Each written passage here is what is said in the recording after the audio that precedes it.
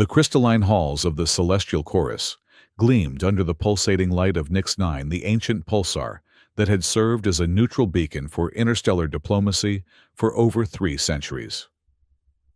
Ambassador Lina Reyes smoothed her ceremonial robes as she walked through the grand corridor, her diplomatic credentials gleaming on the dual-edged saber at her side, a weapon that doubled as a ceremonial staff, its blade hidden beneath layers of holographic peace treaties. The station's architecture was a marvel of cooperative engineering, each section designed by different species to accommodate their unique physiologies and cultural needs. Towering spires housed the gaseous Nethari delegates, while the lower levels contained the aquatic chambers for the title-born. Humans, as always, had claimed the central hub ostensibly for practical reasons, though Lina sometimes wondered if it reflected something deeper about her species' nature. Today marked the culmination of 18 months of painstaking negotiations between the Korthak Empire and the stellar dominion of Valek's 2 civilizations that had spent the better part of a decade locked in a Cold War that threatened to destabilize the entire Outer Rim. Lina had been instrumental in crafting the framework for this treaty, believing deeply in humanity's role as mediators in the galactic community. "Ambassador Reyes," came a melodic voice behind her. Lina turned to see Veth Korra approaching the Xylorian's chromatophore-covered skin, shifting through gentle blues and greens, a sign of contentment among her people. As the chief technical advisor to the Interstellar Council, Veth Korra had worked closely with Lina throughout the negotiations. The ceremony begins in 1 standard hour. Veth Korra continued her forearms, adjusting various data tablets. "The Supreme Chair has requested your presence in the preliminary briefing chamber." "Any last-minute complications?" Lina asked, though she kept her tone light. In her 5 years as Earth's chief diplomatic representative to the Council, she had learned that successful negotiations often hinged on maintaining calm confidence, even when internal systems screamed warnings. Nothing beyond the usual posturing. The Korthak delegation insists on their traditional war chants before signing, while the Valeks want complete silence to honor their ancestral spirits. "We've compromised on a moment of respectful acknowledgement, followed by the Korthak ceremonial phrase, 'Strength through unity.'" As they walked toward the council chambers, Lina's trained eyes swept the corridor. Something felt different today. The usual bustling activity of station personnel seemed choreographed, too precise. Her diplomatic training had included enough security awareness to recognize when patterns deviated from normal, and the movement of maintenance staff throughout the central hub struck her as oddly synchronized. "Veth Korra," she said quietly, "have you noticed anything unusual about station operations today?" The Xylorian's skin shifted to pale yellow uncertainty.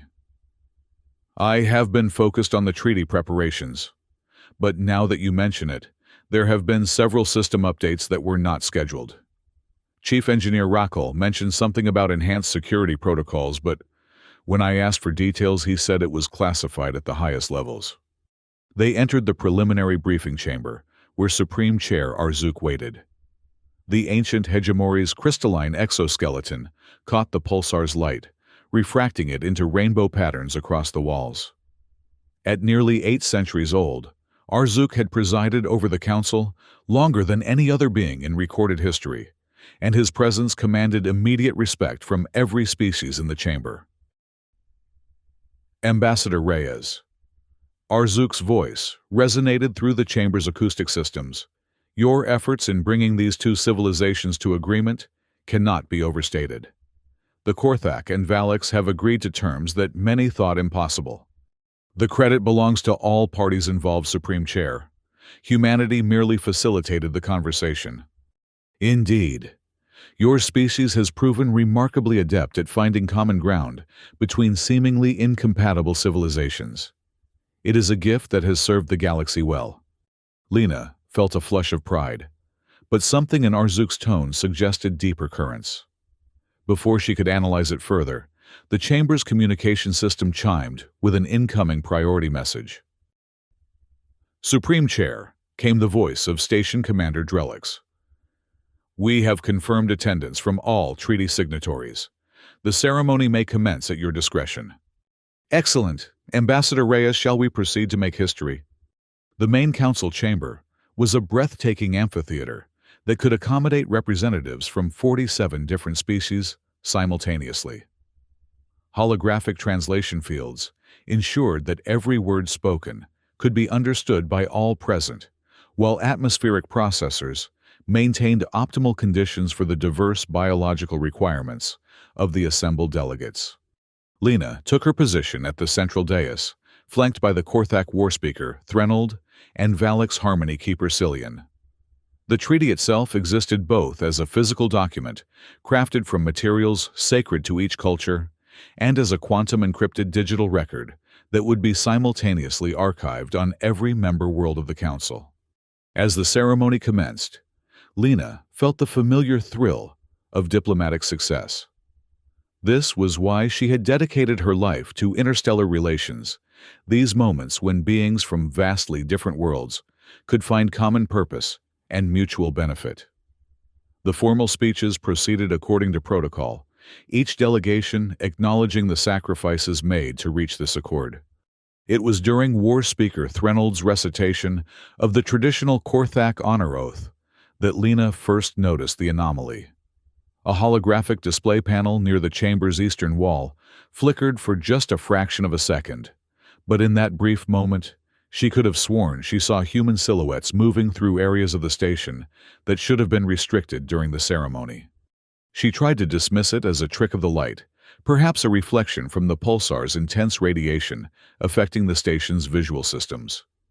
But her training had taught her to trust her instincts, and those instincts were now screaming that something was fundamentally wrong.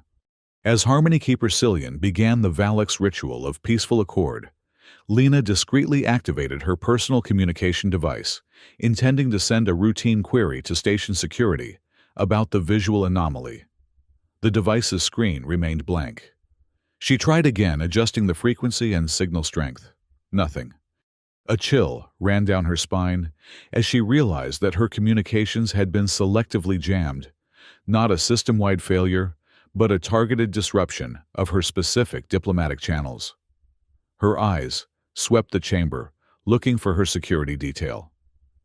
Commander Torres and his team should have been positioned at the designated posts around the amphitheater, but their positions were occupied by unfamiliar faces in standard station security uniforms. The ceremony continued around her, but Lena's mind raced through possibilities. System malfunction seemed increasingly unlikely. Sabotage was possible, but who would dare to interfere with a Council-sanctioned peace treaty? The political ramifications would be catastrophic for any species or faction foolish enough to attempt such an action. Then, she saw them brief flashes on peripheral displays as holographic feeds throughout the chamber experienced microsecond glitches. Human figures in combat gear moving with military precision through the station's service corridors. Not maintenance workers or security personnel, but soldiers. Armed soldiers who should not exist on a neutral station during a diplomatic ceremony.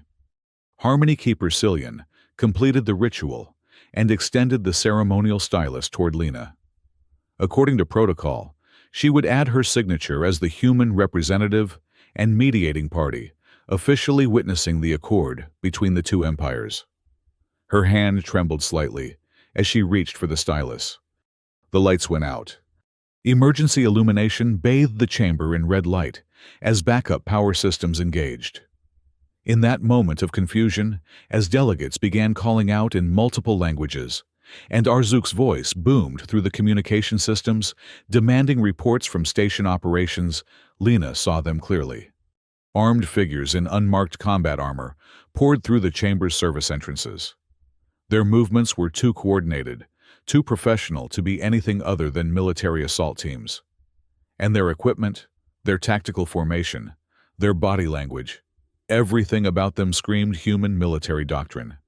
This is a message from the Earth Peacekeeping Coalition. A voice announced through the chamber's audio systems. All delegates will remain in their current positions. This station is now under protective custody for your own safety. The chamber erupted in chaos. Delegates from dozens of species began shouting simultaneously, their translation fields creating a cacophony of overlapping protests and demands. Supreme Chair Arzuk's crystalline form blazed with indignant light as he rose from his ceremonial seat. "By what authority do you interrupt these proceedings?" Arzuk's voice cut through the din. "This station operates under council sovereignty. No single member species has the right to—" "Supreme Chair," the voice interrupted. "Earth's intelligence services have detected credible threats to the safety of all delegates present. We are implementing emergency protective measures until these threats can be neutralized." Lena's mind reeled as the implications crashed over her. The Earth Peacekeeping Coalition was a theoretical organization, something discussed in policy papers, but never formally established. Certainly nothing that should have operational capability or authority to override council protocols. Yet here, they were armed humans asserting control over the galaxy's most important diplomatic institution. She caught Veth Kora's eye across the chamber. The Xylorian skin had shifted to deep red alarm and confusion. Lena made a subtle hand gesture, one they had developed during their long months of negotiation. "Follow my lead." "I am Ambassador Lena Reyes, Earth's official representative to this council." She announced her diplomatic training, allowing her to project calm authority despite her racing heart. "I demand immediate clarification of these actions. By whose orders are you operating?" One of the armored figures approached her position. Through the tactical helmet's visor, she could see human features, cold, professional, utterly without emotion. "Ambassador, you will remain in position with the other delegates. Your diplomatic status does not supersede emergency security protocols. I am an official representative of Earth. I have the right to communicate with my government about any actions taken in humanity's name." "Negative. All communications are suspended pending resolution of the current security situation." The casual dismissal of her authority sent ice through Lena's veins. These weren't Earth forces acting on official government orders, at least not orders filtered through normal diplomatic channels. This was something else entirely. Something that suggested levels of planning and preparation that went far beyond any emergency response protocol. As she watched the armed figures establish control positions throughout the chamber, Lena noticed details that confirmed her worst fears. Their equipment was cutting-edge military hardware, not the standardized gear of peacekeeping forces. Their tactical coordination spoke of extensive training, specifically for this environment. And most damning of all, several of them moved with the enhanced reflexes and physical capabilities that suggested genetic or cybernetic modification technologies that Earth officially banned for military applications. "Veth Kora," she whispered, during a moment when the nearest guard's attention was focused elsewhere. "The environmental systems panel near your position. Can you access station schematics from there?" The Xylorian's skilled hands moved across the interface with practiced ease. Her chromatophores shifted to patterns that Lena had learned to read during their partnership danger urgency, and something that might have been betrayal. Service corridors are being systematically sealed," Veth Kora murmured back. "Station security reports multiple breaches, but the reports are contradictory. It appears that whoever is doing this has intimate knowledge of station operations." "How intimate?" "Ambassador, these readings suggest that the current operation has been planned for months, possibly longer. The precision of the system infiltration indicates access to classified council security protocols." The full horror of the situation crystallized in Lena's mind. This wasn't an opportunistic power grab or a response to some manufactured crisis. This was a carefully orchestrated operation that had been planned while she was conducting negotiations in good faith, while she was working tirelessly to demonstrate humanity's commitment to peaceful diplomacy. She had been an unwitting instrument of deception. Supreme Chair Arzuk's voice rose above the continuing chaos. "I demand immediate access to Council communication channels. The member species must be informed of this unprecedented violation of neutral space." "Supreme Chair," came the response from the armed figure's commander, External communications will be restored once the security situation has been resolved. Until then, all present parties are under protective custody. Protective custody. Arzuk repeated his crystalline form, now pulsing with angry red light. You mean imprisonment. We mean protection, Supreme Chair. The galaxy is more dangerous than your council chooses to acknowledge. There are forces that would see civilizations like yours reduced to ash and servitude. Earth's protection ensures your continued existence. The arrogance in that statement took Lena's breath away. The implication that the Interstellar Council, a body that had maintained peace among dozens of civilizations for centuries, required Earth's protection, was not just insulting.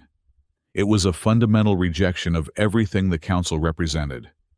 Vethkora, she whispered urgently, is there any way to access the service corridors without being detected? The Environmental Systems Maintenance Access Point behind the Nathari Delegation's Atmospheric Processing Unit. It connects to the primary service network, but Ambassador...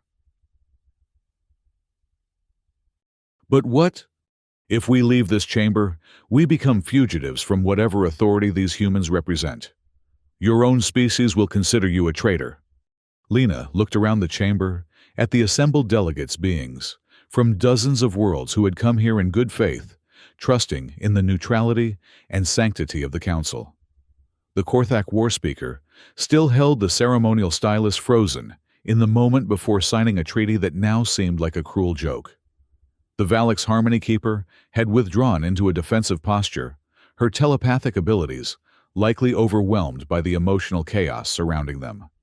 My species, Lena said quietly, has apparently been deceiving the galaxy while hiding behind the mask of diplomacy. If standing against that makes me a traitor to Earth, then I accept that designation.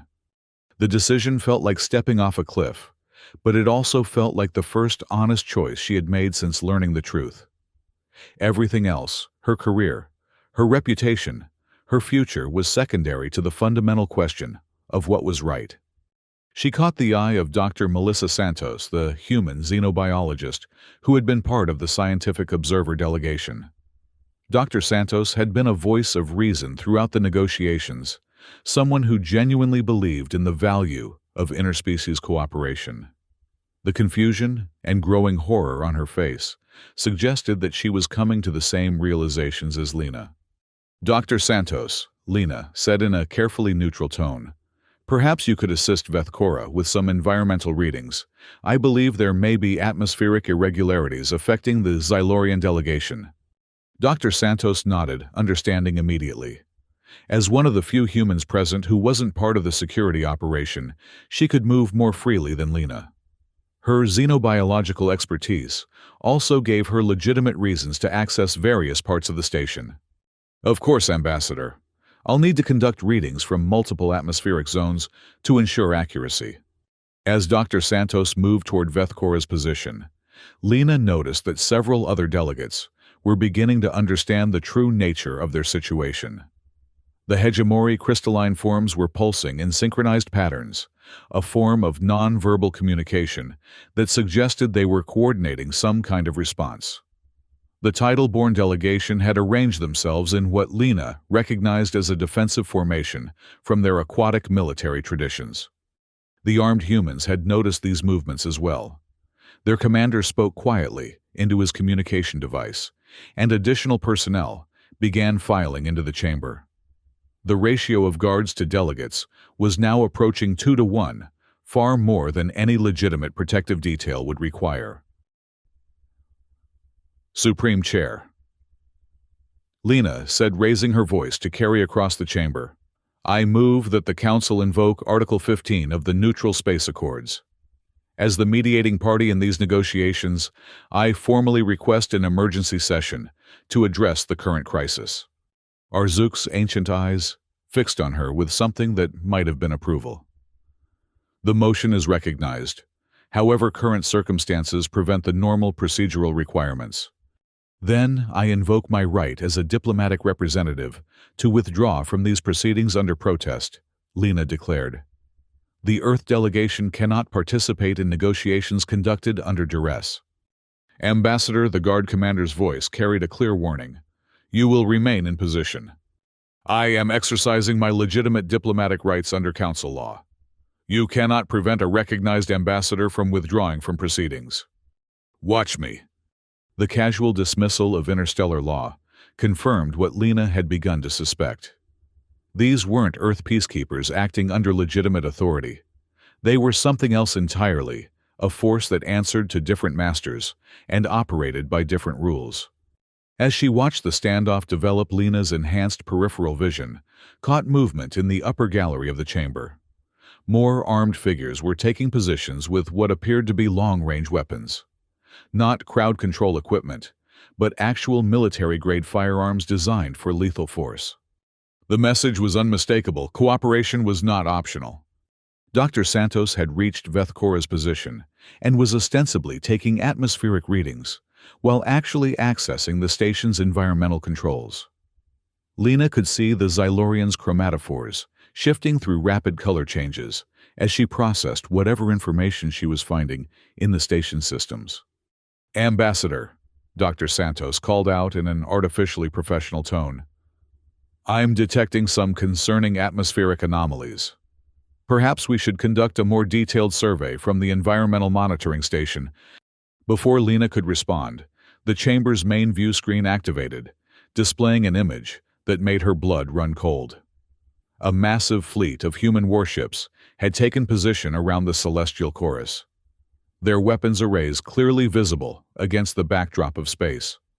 "Ladies, gentlemen, and beings of all species," a new voice announced through the communication system, "I am Fleet Commander Marcus Hale of the Earth Defense Coalition.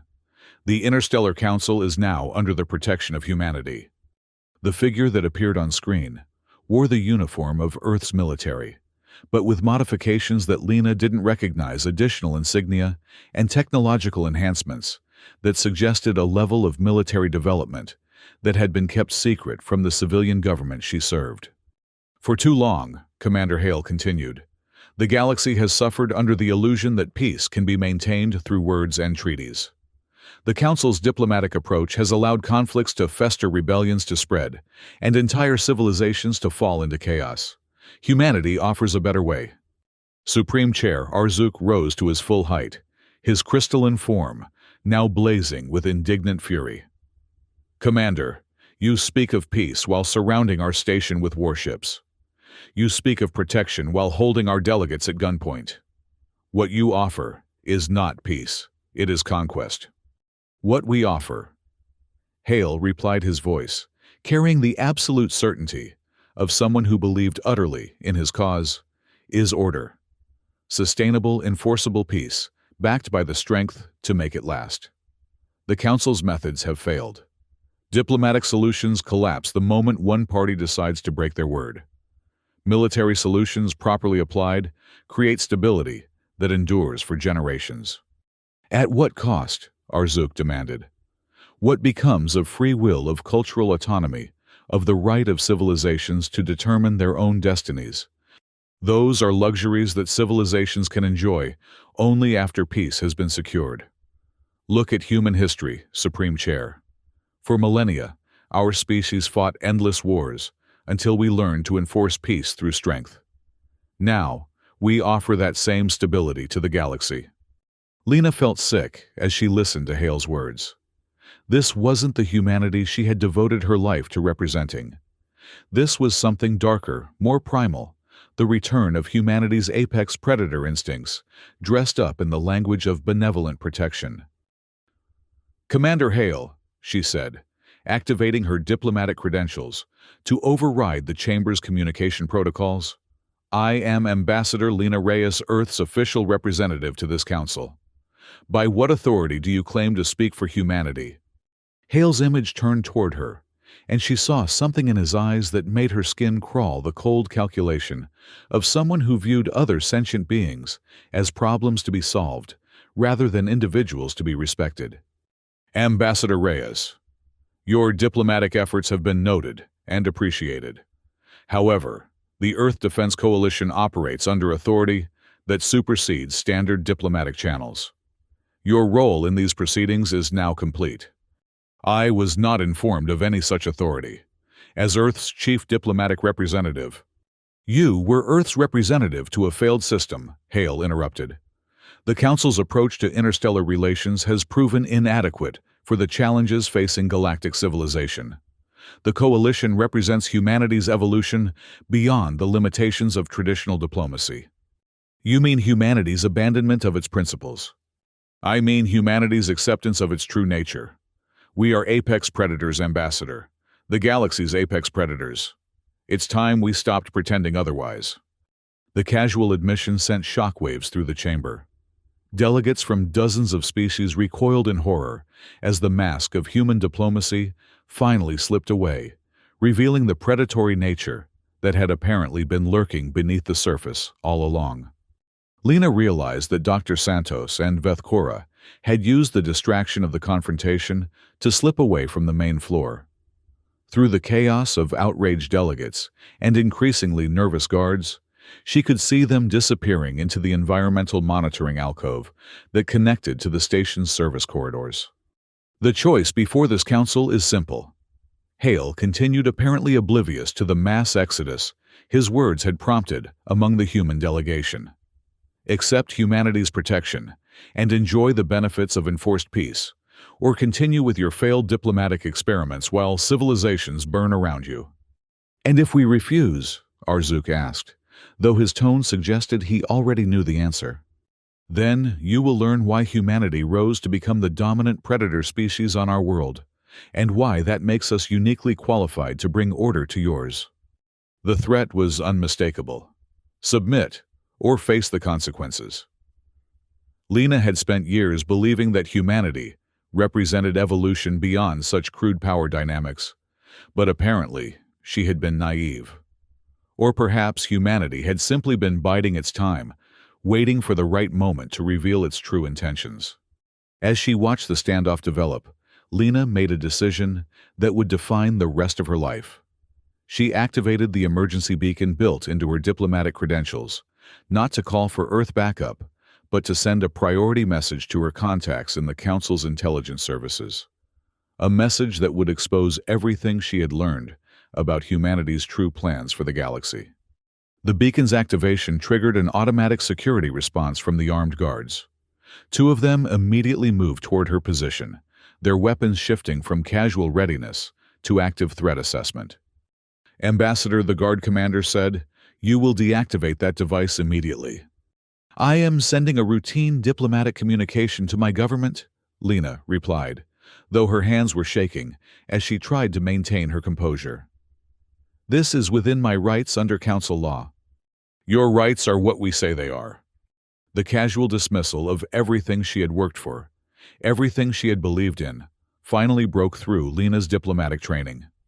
For the first time in her career, she felt the ancient human instincts that Hale had spoken of, not the desire to dominate, but the rage of someone whose trust had been systematically betrayed. "Then you are no better than the warlords and dictators the Council was created to oppose," she said, her voice carrying across the chamber. "You have turned humanity into the very thing we once fought to escape." "We have turned humanity into what it was always meant to be," Hale replied from the screen. "The question now is whether the rest of the galaxy will accept that reality willingly, or learn it through more painful means." As if summoned by his words, the chamber's holographic displays activated, showing images that made Lena's blood freeze. Planet after planet under human occupation, their populations being pacified through methods that bore uncomfortable resemblance to the biological warfare techniques that Earth had supposedly outlawed decades ago. Massive industrial complexes where alien populations labored under human oversight. Space stations that looked suspiciously like prison facilities, orbiting worlds that had once been independent members of the Council. "The galaxy already belongs to humanity," Hale announced with satisfaction. "We have simply been allowing you the illusion of independence while we prepared for this moment. Your choice is not whether to accept human authority, it is whether to accept it gracefully, or be dragged kicking and screaming into the new order." The revelation hit the chamber like a physical blow. Everything the Council had worked for, every diplomatic victory, every peaceful resolution of conflicts, all of it had been permitted by human sufferance. The galaxy's apex predators had been playing a longer game than anyone had imagined. Lena felt something break inside her, some fundamental faith in the possibility of genuine cooperation between species. But alongside that breaking, she felt something else, awakening a determination that transcended her diplomatic training and reached back to more primitive human instincts. Not the predatory dominance that Hale represented, but the equally primal drive to protect others from predators. She looked around the chamber, at the terrified delegates, at the alien beings who had trusted humanity's promises of peace, at the centuries of cooperative civilization that was crumbling before her eyes. Then, she looked at the guards surrounding them, at the weapons trained on innocent diplomats, at the casual arrogance of humans who believed that might made right. "You want to see humanity's true nature," she said, her voice cutting through the chaos. "Then let me show you what humans do when they choose to fight predators instead of becoming them." Before anyone could react, Lena dove toward the nearest environmental control panel. Her diplomatic training had included enough combat techniques to handle basic self-defense situations, but what she was attempting now went far beyond basic defense. She was declaring war on her own species' imperial ambitions. The chamber's emergency systems responded to her sabotage by triggering a station-wide alert. Atmospheric processors began shutting down in cascading failure, life support systems shifted to emergency power, and automated distress signals activated on frequencies that would reach every corner of the galaxy. In the chaos that followed, as human guards scrambled to restore system control and prevent what they undoubtedly saw as a terrorist attack on critical infrastructure, Lena caught a final glimpse of the service corridor where Dr. Santos and Vethkora had disappeared. Whatever they were planning, her sabotage had bought them precious time. Commander Hale's voice boomed through the emergency alerts. "Secure the ambassador. Restore station systems. Begin Phase 2 of the pacification protocol." As armed figures converged on her position, Lena felt a strange sense of peace. She had spent her career believing that diplomacy was humanity's greatest achievement. But perhaps its greatest achievement was something simpler: the willingness of some humans to choose principle over power, even when the price was everything they had worked for. The last thing she saw before the guards reached her was Supreme Chair Arzuk's crystalline form, blazing with defiant light, his voice calling for resistance in the ancient hegemony tongue. The galaxy's apex predators had revealed themselves, but they would not inherit the stars unopposed. In the service corridors beneath the celestial chorus, Dr. Santos and Vethkora moved through maintenance passages that few beings had ever seen. The Xylorians' technical expertise combined with the humans' biological knowledge created an unlikely but effective team as they navigated toward the station's central computer core. "The atmospheric disruption Lena created will only last so long," Dr. Santos said, as they reached a junction point where several major system conduits converged. "Whatever we're going to do, we need to do it fast." "I am accessing the station's archived communication logs," Vethkora replied, her hands dancing across the interface panels with practiced efficiency. "If what we witnessed in the chamber is true, there should be evidence of the planning and coordination required for such an operation." "What kind of evidence?" "Communication intercepts, resource allocation records, personnel movement, authorizations, the kind of data that would prove this has been planned for months or years, rather than being a spontaneous response to some imaginary crisis." Dr. Santos watched the data streams flowing across Vethkora's screens, trying to comprehend the implications of what they were uncovering. "Dear God," she whispered as the patterns became clear. "This isn't just about controlling the Council. They've been systematically infiltrating and compromising the entire galactic communication network. It appears that humanity has been monitoring and manipulating interstellar communications for at least 2 standard years." Vethkora confirmed her chromatophores, shifting to deep purple, the Xylorian equivalent of profound shock.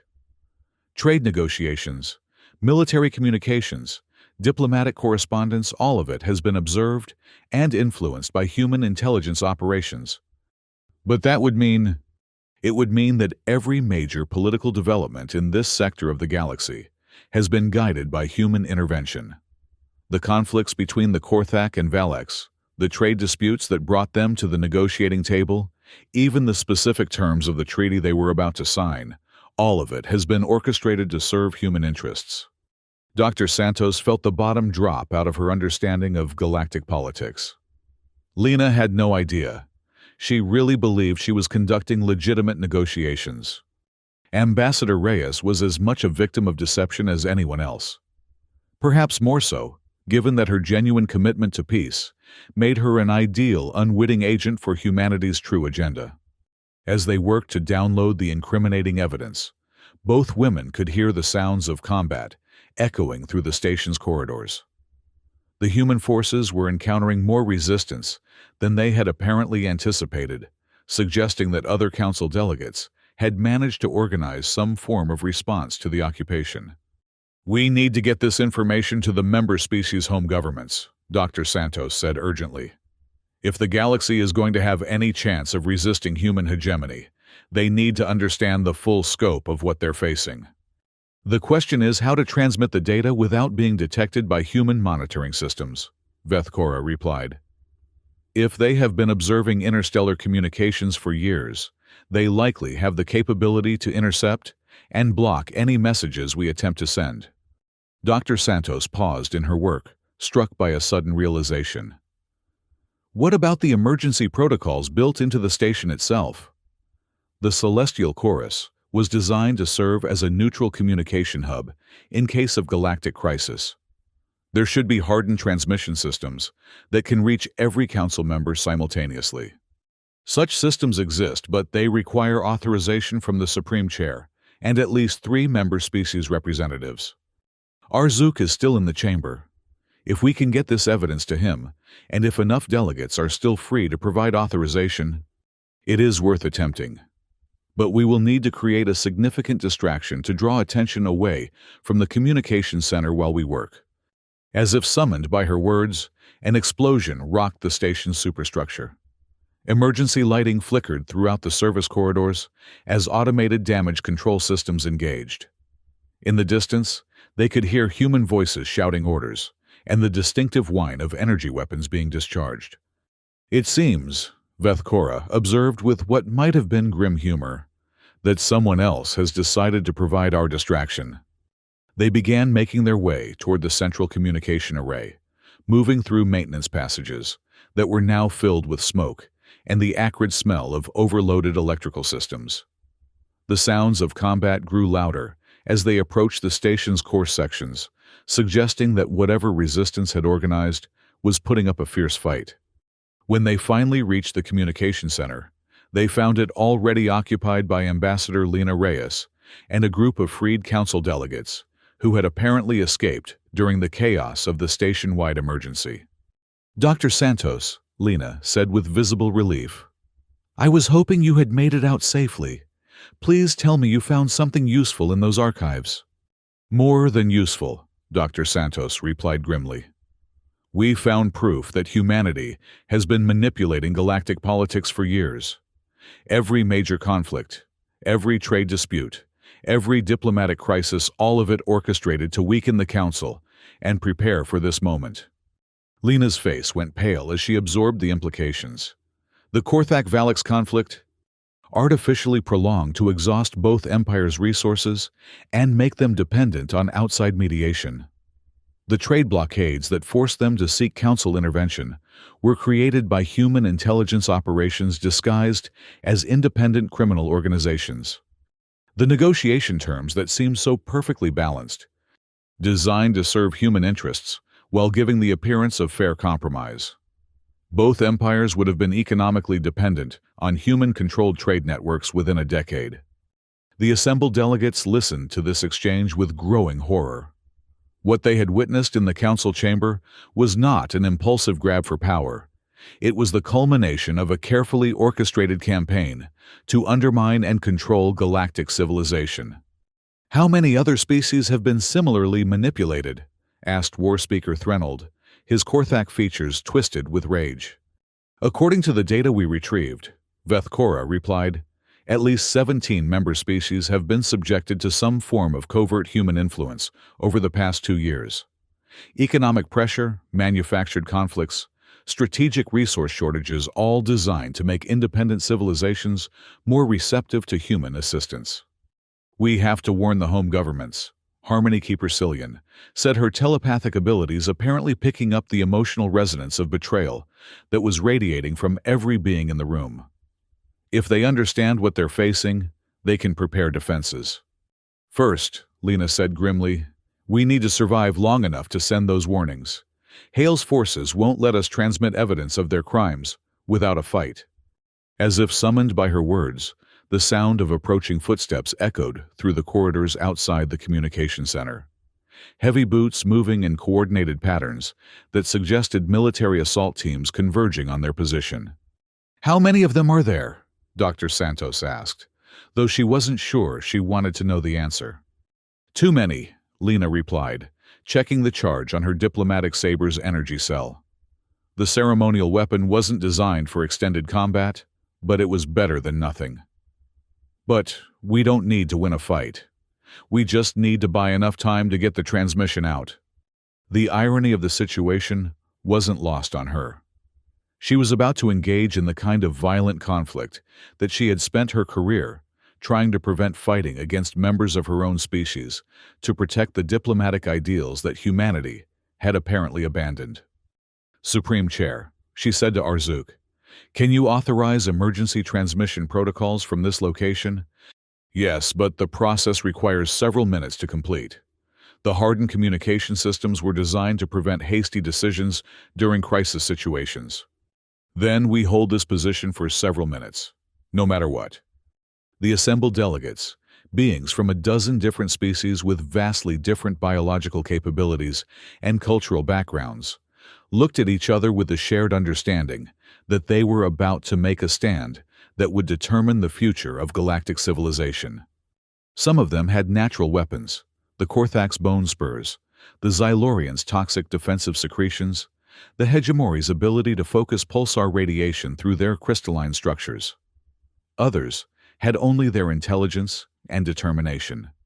But all of them understood that this moment would define whether the galaxy's future belonged to cooperation or conquest. Authorization confirmed, Arzuk announced as the communication array hummed to life. Emergency transmission protocols activated. Time to completion 4 minutes, 37 seconds. Then we hold for 4 minutes and 37 seconds, Lena said, activating her weapon's combat configuration. The ceremonial saber's holographic disguise dissolved, revealing the plasma blade beneath. No matter what. The first explosion took out the corridor's main lighting, plunging them into the red glow of emergency illumination. The second explosion breached the outer wall, sending debris flying through the air as armored figures poured through the gap. Commander Marcus Hale's voice echoed through the chamber, amplified by the combat suit's external speakers. Ambassador Reyes, you are in violation of Earth security protocols. Surrender immediately, and you will be treated according to your diplomatic status. I am in violation of human imperial protocols, Lena shouted back, her voice carrying the fury of someone whose entire worldview had been shattered in the span of hours. I recognize no authority that claims to speak for humanity while betraying everything humanity is supposed to represent.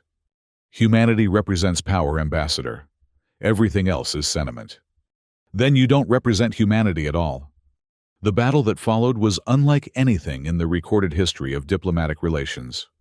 Beings who had devoted their lives to peaceful resolution of conflicts found themselves fighting with desperate savagery to preserve the possibility that peace might survive humanity's predatory nature.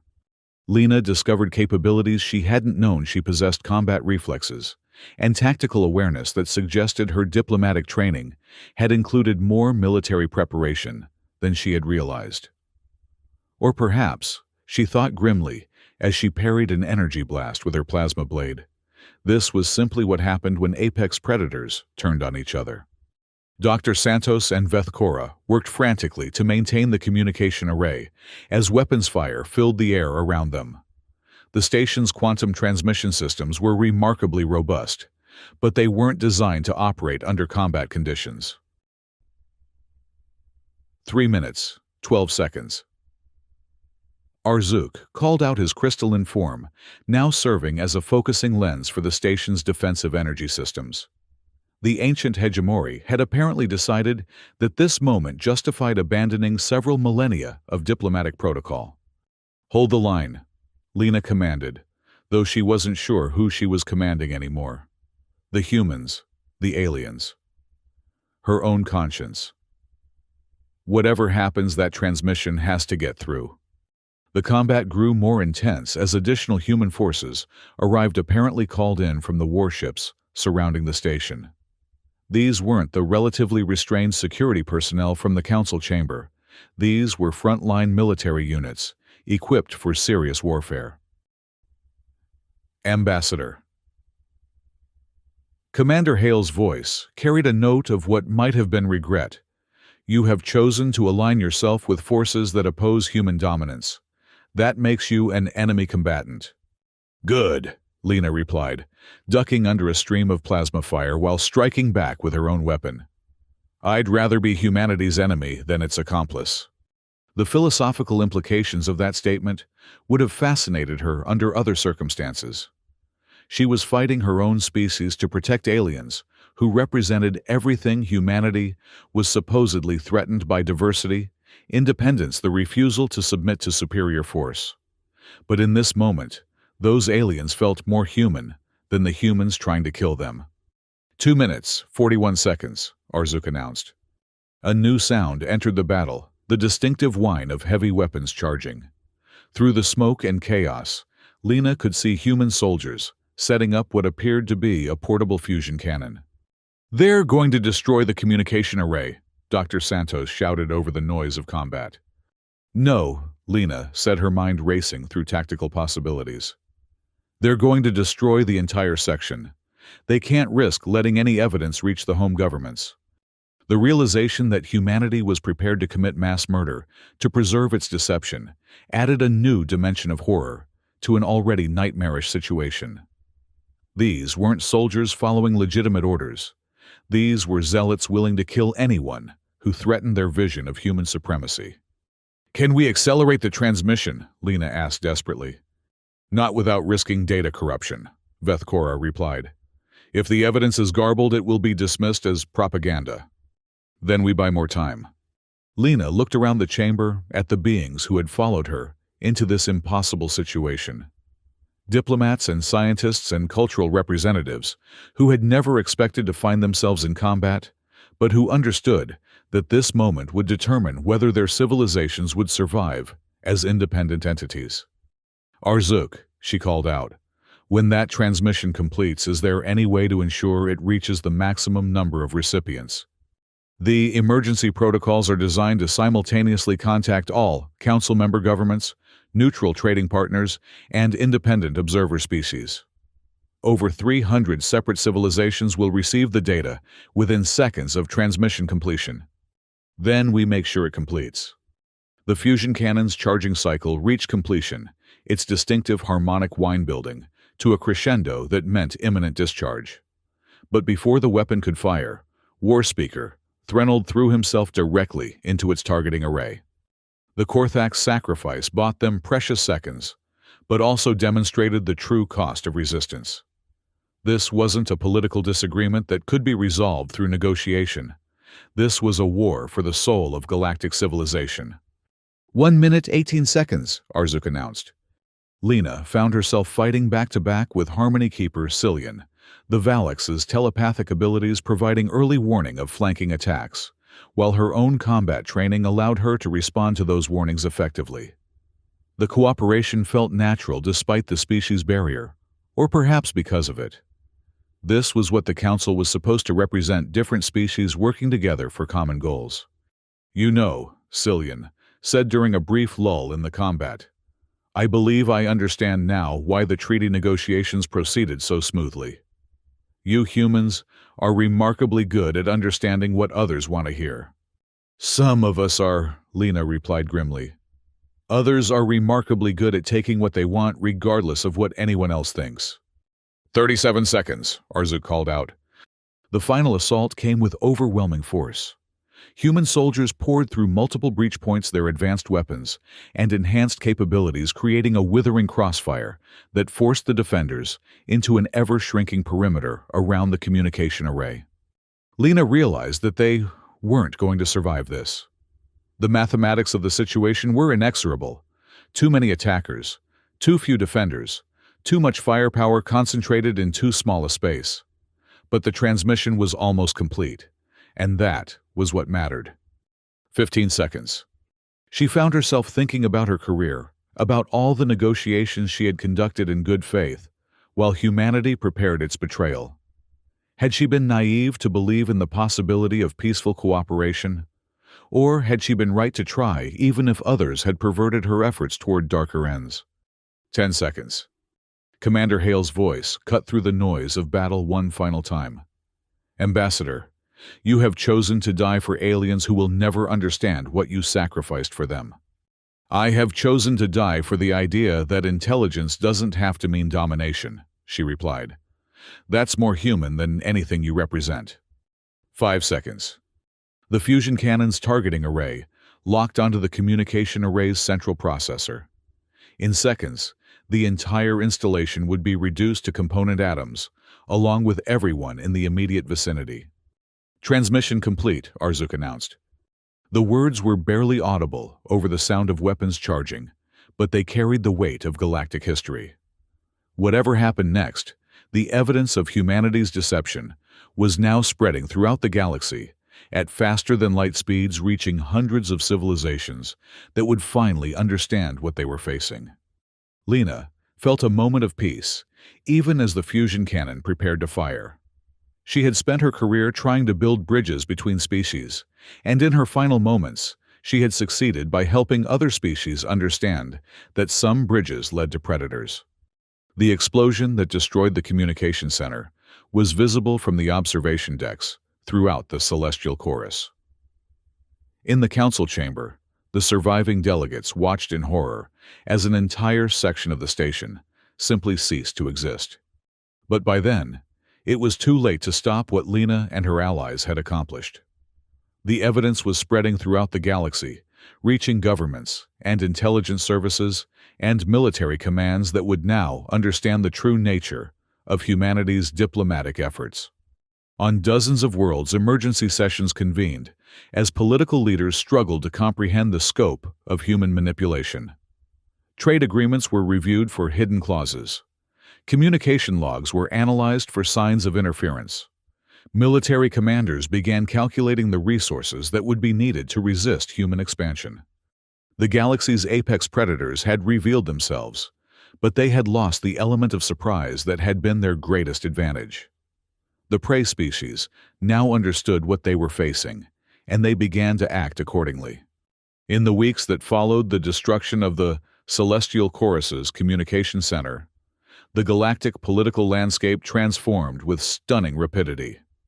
The evidence that Lena Reyes and her allies had died to transmit sparked a cascade of revelations as intelligence services throughout the galaxy began investigating their own recent political crises for signs of human manipulation. The results were damning beyond even the most pessimistic expectations. Human intelligence operations had infiltrated virtually every major political institution in the galaxy, manipulating events on a scale that dwarfed any previous attempt at interstellar dominance.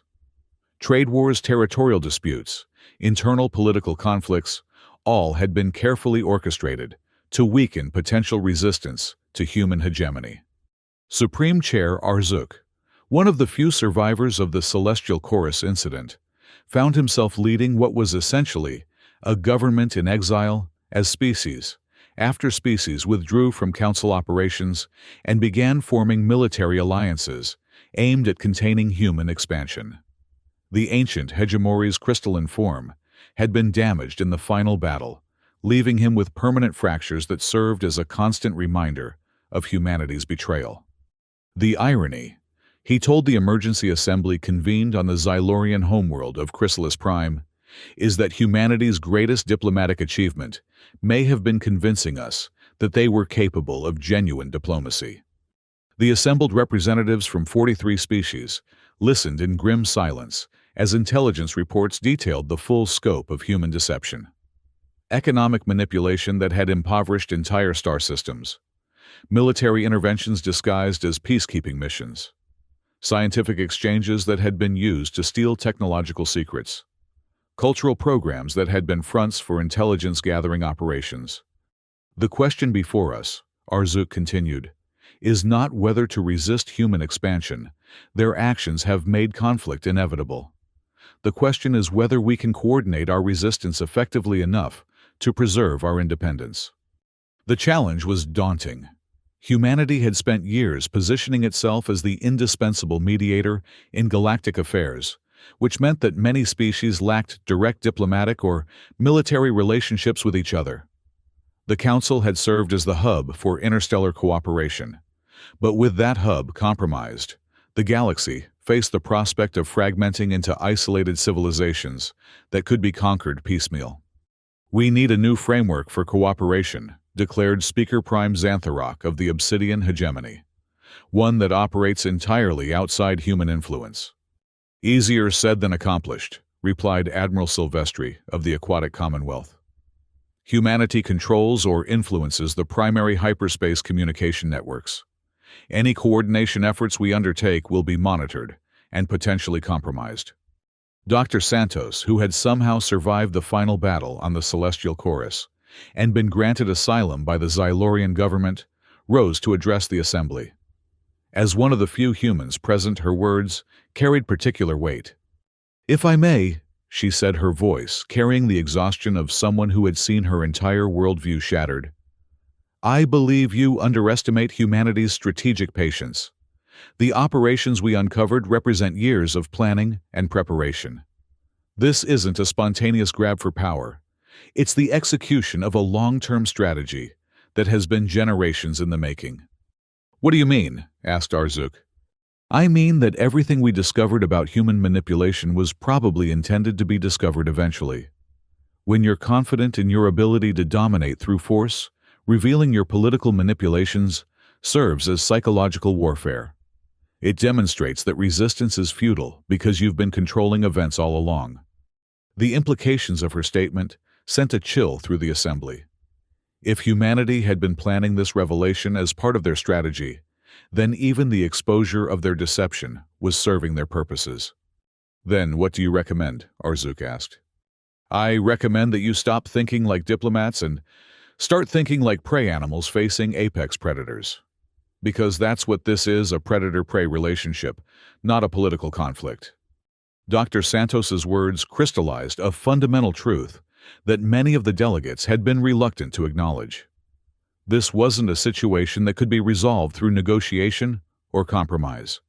Humanity had revealed its true nature, and that nature was fundamentally incompatible with the independence of other species. "If we accept your analysis," said War Speaker Threnald's successor, "then what options remain to us?" "The same options available to any prey species," Dr. Santos replied grimly.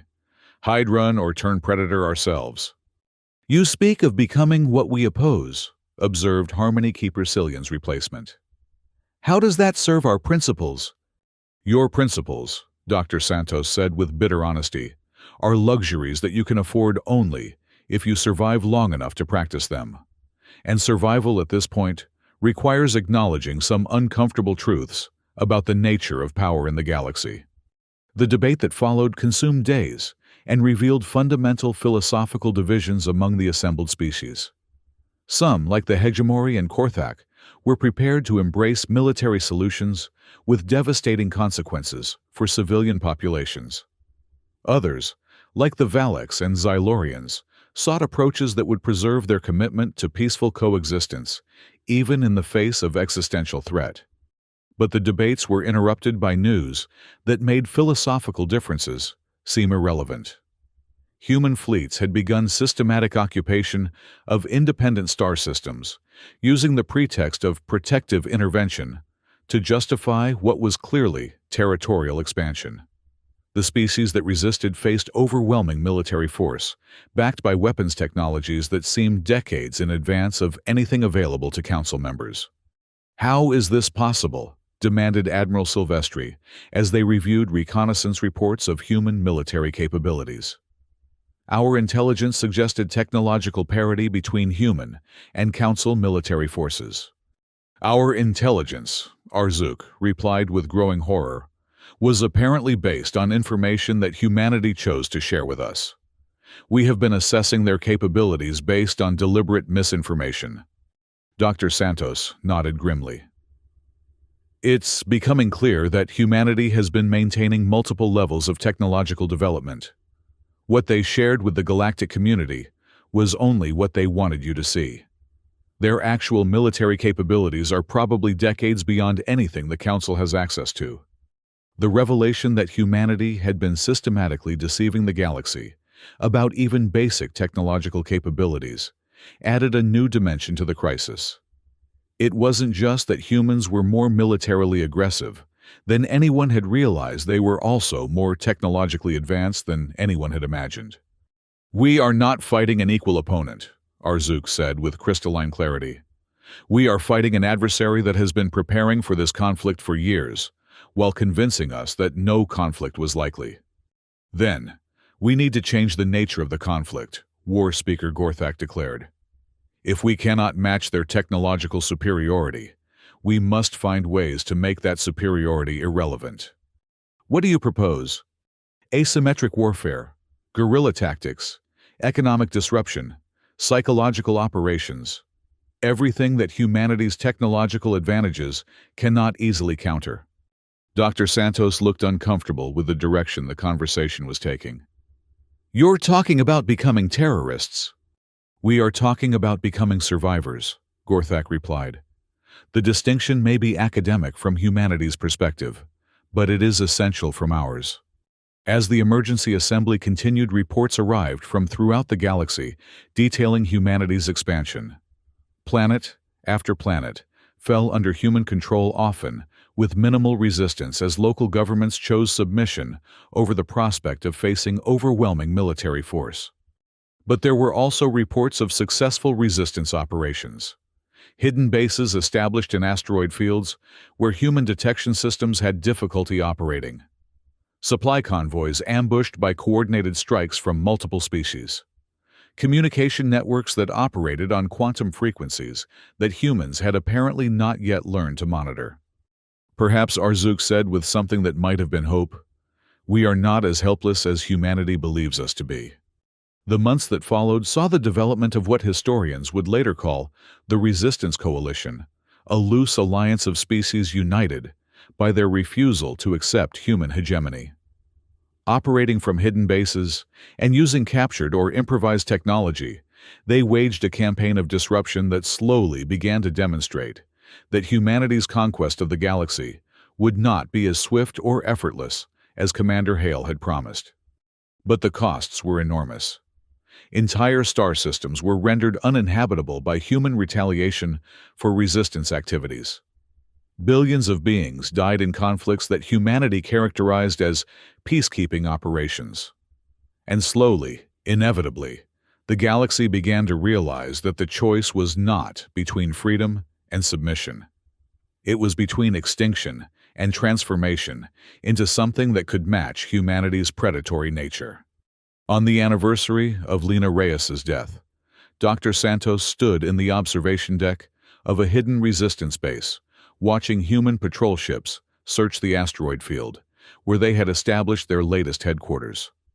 The woman who had once believed in peaceful scientific cooperation between species now served as an intelligence analyst for military operations aimed at disrupting her own species' imperial ambitions. "Do you ever wonder," asked Vethkora, who had become the Resistance's chief technological officer, "whether Ambassador Reyes would approve of what we have become?" Dr. Santos considered the question while watching the human ships methodically scan each asteroid for signs of hidden installations. I think, she said finally, that Lena would understand the necessity. She died, trying to preserve the possibility that civilizations could coexist peacefully. If violence is the only way to preserve that possibility, then violence serves her ideals. Even when that violence targets her own species. Especially then, Lena believed that humanity was better than its predatory instincts. Maybe the only way to prove that is to ensure that those instincts don't define humanity's relationship with the galaxy. Through the viewport, they watched one of the human patrol ships break off from the search pattern and head toward a different section of the asteroid field. Its movements suggested that it had detected something, possibly another resistance base, possibly just an unusual mineral formation. "How long do you think we can keep this up?" Vethkora asked. "As long as necessary," Dr. Santos replied. "Humanity taught the galaxy that apex predators can disguise themselves as diplomats. Maybe it's time for the galaxy to learn that prey species can disguise themselves as predators." The irony was not lost on her. In trying to become something more than humanity's primitive past, humans had forced their victims to embrace the very qualities that had made humanity effective predators in the first place. The galaxy was becoming more human in the worst possible sense. But perhaps she thought, as she watched the human ships continue their futile search, that was what survival required. Perhaps the only way to defeat monsters was to become monstrous enough to match them. On the bridge of the human dreadnought, Inevitable Victory, Commander Marcus Hale reviewed intelligence reports from throughout the occupied territories. Resistance activities were increasing in frequency and sophistication, suggesting better coordination among the various species than his analysts had predicted. "Admiral," his tactical officer reported, "the Resistance Coalition appears to be developing new communication protocols that our monitoring systems cannot intercept. They're adapting faster than our countermeasures can be deployed." Hale nodded grimly. He had expected some level of resistance, but the speed with which the galaxy's species were learning to fight back suggested that humanity's former victims possessed more strategic capability than his predecessors had estimated.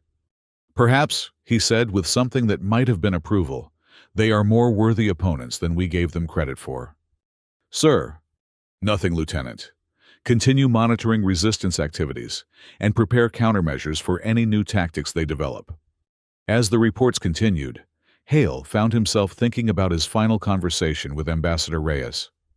She had accused him of representing humanity's abandonment of its principles, but perhaps she had been wrong.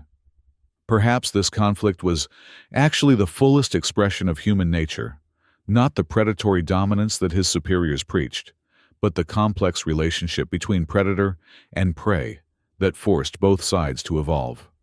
The galaxy was becoming more dangerous, more militaristic, more willing to embrace violence in pursuit of survival.